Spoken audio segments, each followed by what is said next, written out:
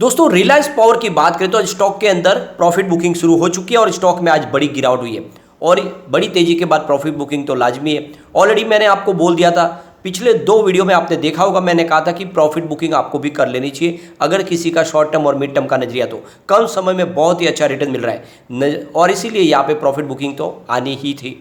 अब यहाँ पे जो सबसे बड़ी बात है कि 2 बड़ी जानकारी निकल के आ रही है। यहाँ पे एक्सचेंज को जो जानकारी दी गई है उसके हिसाब से जल्द ही यहाँ पे कंपनी अपनी मीटिंग बुलाने जा रही है और इस मीटिंग में क्या फैसला होगा उसको जानेंगे। दूसरी तरफ जो लगातार तेजी बनी है उसके क्लेरिफिकेशन मांगा गया था एक्सचेंज की तरफ से, उसकी जानकारी भी दी गई है कंपनी की तरफ से। क्या है वो जानकारी उसको भी डिस्कस करेंगे। साथ में क्या इस बड़े इन्वेस्टमेंट के आने के बाद में रिलायंस पावर का भविष्य बदल सकता है, क्या आने वाले समय रिलायंस पावर बहुत तेजी से बढ़ती हुई कंपनी बन सकती है। वैसे अगर आप देखें तो अनिल अंबानी के पास फिलहाल अभी सिर्फ रिलायंस पावर और रिलायंस इंफ्रास्ट्रक्चर ही है, यही कंपनियां जिनको वो लेके आगे चल सकते हैं, जिनके ऊपर फिलहाल किसी तरह की प्रॉब्लम कम दिखाई दे रही है। इसकी वजह यह है कि ऑलरेडी यहाँ पे इन्वेस्टमेंट करने को लोग तैयार है और कंपनी के पास काफ़ी मजबूत कामकाज है। लगातार इनकी जितने भी पावर प्लांट्स है वो 24 आवर्स रनिंग कंडीशन में, ऐसे में कंपनी कुछ बड़ा करती हुई दिखाई दे सकती है और यहाँ पे जो इन्वेस्टमेंट आ रहा है वो इसी का इशारा है। तो इन सारी बातों को हम समझने वाले इस वीडियो के माध्यम से। सबसे पहले अगर आज के कारोबार को डिस्कस करें, स्टॉक ओपन हुआ 24.75 पर और 25 की हाई भी बनी, यानी शानदार तेजी बनी। आज 25 रुपये तक स्टॉक चला गया, ऐसे में प्रॉफिट बुकिंग तो आनी थी और जो लो बना है वो है 21.40 का। अभी फिलहाल स्टॉक 21.75 पर है, 6.65% की बड़ी गिरावट हो चुकी है। फिलहाल आप देख सकते हो अभी 2:30 बजे के आसपास का टाइम है। आज इंट्राडे में बहुत ही बड़ा अप डाउन देखने को मिला, यानी आप देख सकते हो 21.5 का लो और 25 का हाई, एक ही दिन में 3.5 रुपये का बहुत बड़ा जंप। और ऐसे में आप देख सकते हो कि लोगों ने जमकर प्रॉफिट बुकिंग की है। कुछ ऐसे आंकड़े हमारे सामने हैं जिनको डिस्कस करेंगे तो आपको अच्छे से समझ में आएगा कि आज कुछ खरीदारी तो हुई है लेकिन जमकर आज बिकवाली भी हुई है। और क्यों ना हो कम समय में, यानी 12:30 से स्टॉक जो दौड़ना शुरू हुआ था 25 तक पहुंच गया कम से कम महीने भर में ही।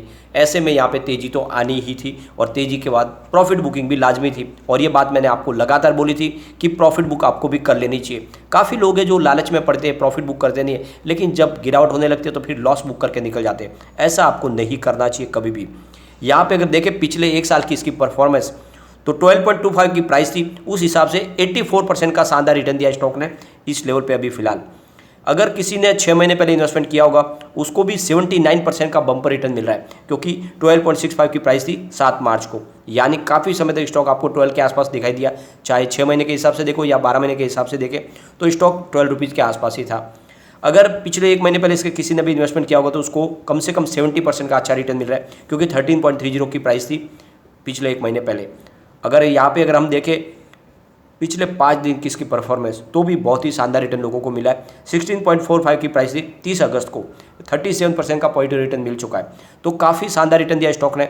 यहाँ पे वॉल्यूम के मामले में आज भी नंबर 3 पे है, भारी वॉल्यूम में कामकाज हो रहा है और आप देख सकते हो वॉल्यूम को एनालिस करके। पिछले 1 महीने पहले इसका 11 करोड़ का वॉल्यूम था, 1 वीक पहले 29 करोड़ का वॉल्यूम हुआ था, कल 18 करोड़ का वॉल्यूम था, आज 15 करोड़ का वॉल्यूम हो चुका। अभी बाजार शुरू है तो वॉल्यूम और बढ़ने की संभावना है।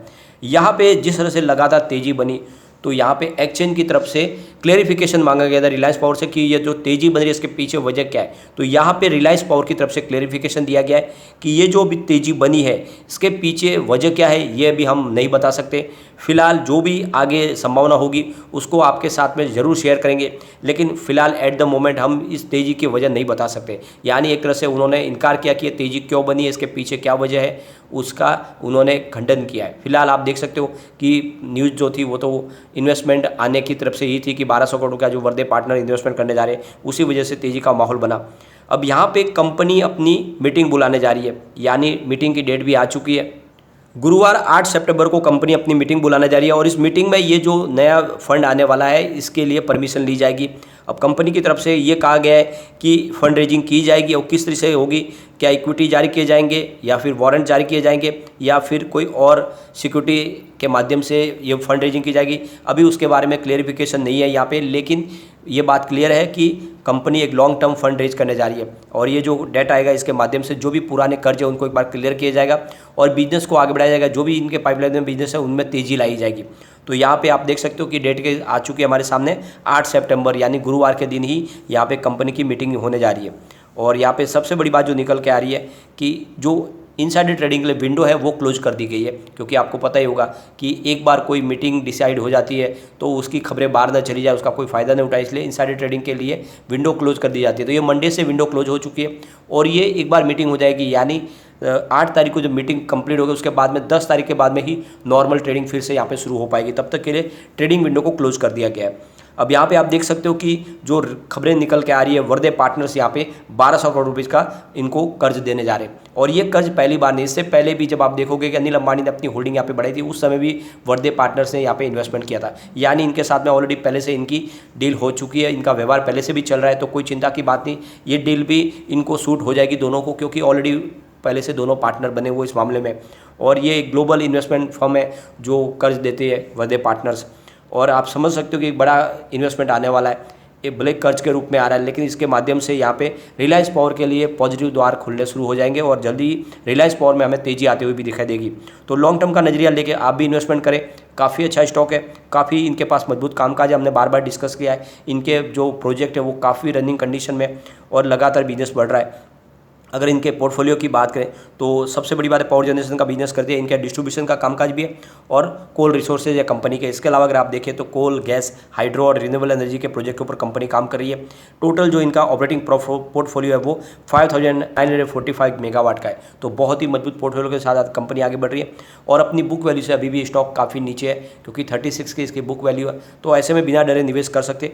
यहाँ पे आज काफ़ी बड़ी डील हुई और इस डील के माध्यम से ही यहाँ पे हमें तेजी आती हुई दिखाई भी दी और उसके बाद में गिरावट भी हुई। तो आप देख सकते हो 9:15 पर करीब 24.95 की प्राइस से 19,96,000 शेयरों की एक बड़ी डील हुई और इस डील के माध्यम से शेयर खरीदे गए और प्राइस 25 के आसपास जाते हुए आपको दिखाई दी। लेकिन फिर उसी समय 9:15 उसके बाद में ही 24.65 की प्राइस से एक 11,62,000 शेयरों की बिकवाली भी हुई और फिर से दबाव बनना शुरू हो गया। यानी आज दोनों तरफ का मोमेंट था, खरीदार भी हो रही थी, बिकवाली भी हो रही थी। फिर आप देख सकते हैं 9:20 पर 23.85 की प्राइस से 12,32,000 शेयरों की एक और बिकवाली हुई और प्राइस नीचे आ गई।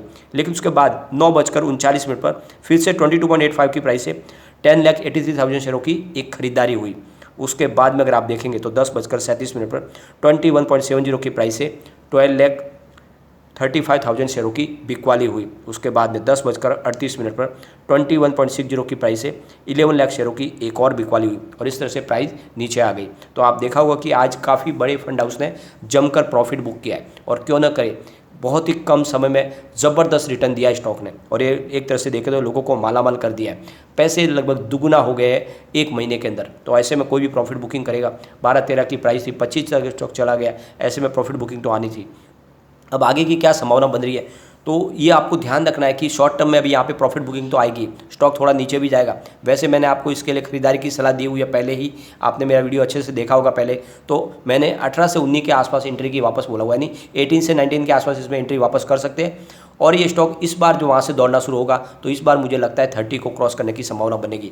तो शॉर्ट टर्म का नजरिए में तो प्रॉफिट बुकिंग के लिए ऑलरेडी बोल दिया था आपको। अब यहाँ पे लॉन्ग टर्म के लिए फिर से इसमें आप बने रह सकते, कोई डरने की बात नहीं है। एक बार इसके पिवोट लेवल को चेक कर लेते तो यहाँ से और गिरावट होती है। 22.13 का पहला सपोर्ट है, ये सपोर्ट टूटा तो 20.97 तक स्टॉक जाएगा और नीचे गए फिर 20.38 तक जा सकता है। तो मुझे लगता है इससे नीचे जाने की संभावना फिलहाल बनी हुई है, क्योंकि काफ़ी अच्छी तेज़ी बन चुकी है। ऊपर की तरफ अगर मूव करने लगेगा स्टॉक तो फिर आप देख सकते हो 23.88 का फर्स्ट रेजिस्टेंस है, इसको पार करते ही फिर 24.47 तक स्टॉक जाएगा। वैसे इंट्राडे में ये 25 तक भी जाके आ चुका है। सेकंड जो रेजिस्टेंस है इसका 25.63 का है। तो तेज़ी बनी तो फिर 25 को वापस पार करेगा, लेकिन फिलहाल अभी इसमें प्रॉफिट बुकिंग हावी रह सकती है। तो ऐसे में अगर आपका नजरिया भी शॉर्ट टर्म मिड टर्म का है तो प्रॉफिट बुक करें अभी भी, क्योंकि आपकी खरीदारी अगर 12-13 के आसपास है, अभी बहुत अच्छा प्रॉफिट मिल रहा है, प्रॉफिट बुक कर लेना चाहिए। लेकिन फ्रेंड, कोई भी इन्वेस्टमेंट करने से पहले अपने फाइनेंशियल एडवाइजर से बारे में ले ले या अपना खुद का रिसर्च करें, क्योंकि मैंने वीडियो आपके एजुकेशनल पर्पज़ के लिए ही बनाया है। वीडियो पसंद आए तो लाइक से जरूर कीजिए और चैनल को सब्सक्राइब कर दीजिए।